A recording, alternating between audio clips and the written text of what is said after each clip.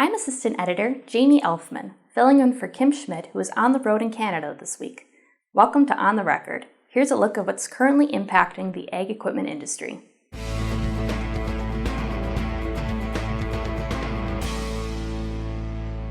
In July, CNH announced a new agreement for each of its dealer networks that dealers say gives the OEM a lot more teeth in the agreements with the dealers who represent the CNH brands.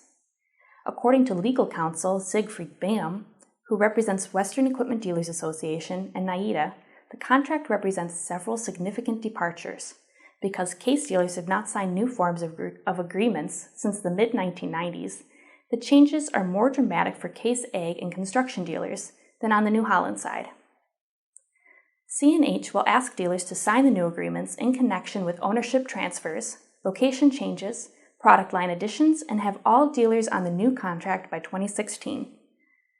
Several dealers Ag Equipment Intelligence contacted had not reviewed the new agreements. Ag Equipment Intelligence is looking into the language and its impact on farm equipment sales and service, and will be doing expanded coverage on it for subscribers to the monthly Ag Equipment Intelligence newsletter. An article on the top 5 changes in the agreement will appear in the September 15 print edition. Dealers on the move this week include Young Klaus, Implement, Van Wall Equipment, Nebraska Harvest Center, Canada West Harvest Center, Albany Tractor Company, and Townline Equipment. Young Klaus, Implement of Glencoe, Minnesota, now offers JCB's equipment line. John Deere dealer Van Wall Equipment has purchased 3 locations from AgriVision Equipment Group in Knoxville, Indianola, and Albia, Iowa.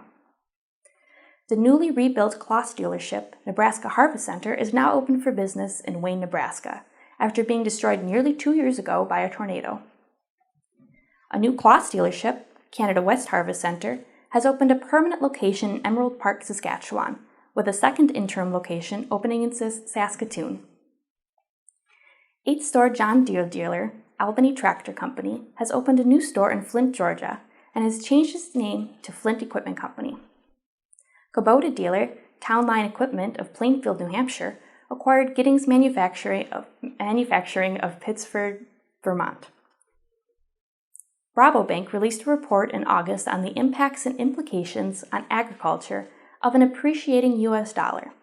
We had the opportunity during the Farm Progress Show to speak with Stephen Nicholson, Vice President, Food and Agribusiness Research and Advisory with Rabobank and the author of the report.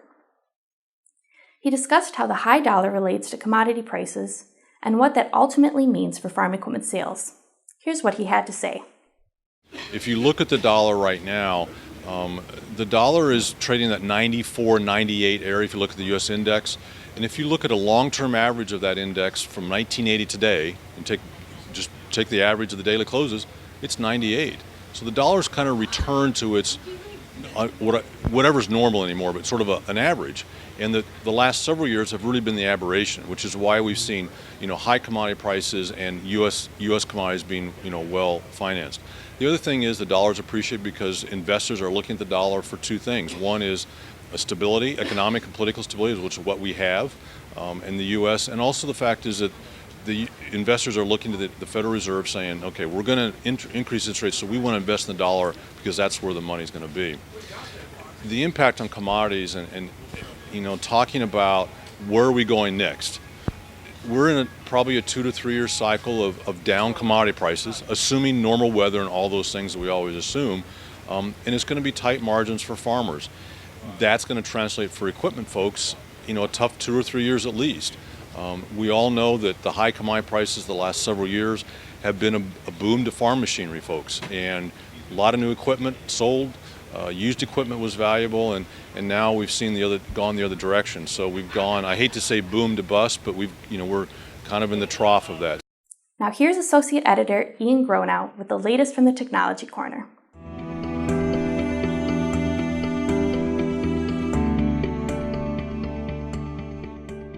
Thanks, Jamie. This year's Farm Progress Show was awash in state-of-the-art agricultural technology, with an emphasis on mobile and app-based products. Among the more unique releases was Monticello, Iowa-based DigiFarm VBN's announcement of the industry's first Apple MFI certified Bluetooth device called the Beacon V3.0 and a companion iOS N-Trip app. The tool streams RTK correction data to any GPS receiver without needing radios or cellular modems, using an iPad in the cab instead. Due to the work in recent years of companies like Precision Planting, tablets, specifically the iPad, have become widely used as in-cab tools. The move by DigiFarm is another step toward manufacturers and service providers targeting tablets and other mobile devices as platforms for their products. We caught up with DigiFarm's president, Dave Dushanick, at the Farm Progress Show, where he noted the benefits seen by farmers when costly extra data plans are eliminated and modems are done away with. You're starting to see iPads for a number of different uses in the cabs today. Specifically, Precision has made a huge push in this direction. Our goal was to use a device that already exists so that the farmer can maximize the products that they already have in the cab. DigiFarm has always been about a high quality, lower cost solution that everybody can afford. We believe that the Beacon, at the price point that we've chosen, with the iPad, makes for a very good solution. The Beacon V3.0 breaks ground as the first Apple MFI certified Bluetooth device used for RTK corrections. MFI, which stands for Made for iPhone, iPod, or iPad, is an Apple licensing program for developers of hard and software components that work with iDevices. If DigiFarm's new device is successful, achieving this certification may soon become a developer trend in its own right. Back to you, Jamie. Thanks, Ian. The growth in leasing of farm machinery was noted by analysts covering this year's Farm Progress Show. Meg Dobre, analyst with Baird Equity Research, said in a note to investors that OEMs at the show highlighted the residual risk from increased leasing activity. Dobre says that in the past fiscal year, less than 15% of Deere's equipment was leased and 20% of CNH row crop tractors are leased. Management teams all expressed confidence that leasing residual values would hold up and not become outsized liabilities down the road, Dobre said. On the Record welcomes our newest content contributor, Greg Peterson, who will share used equipment values with Farm Equipment and Ag Equipment Intelligence readers as a result of Farm Equipment's acquisition of Implement and Tractor. We caught up with Greg last week at the Farm Progress Show. We got a couple things going on. On the one side, all the leasing activity has been interesting. So I guess from my perspective, I'm wondering when all that stuff comes off lease, what it'll be worth, and we'll be there to track that.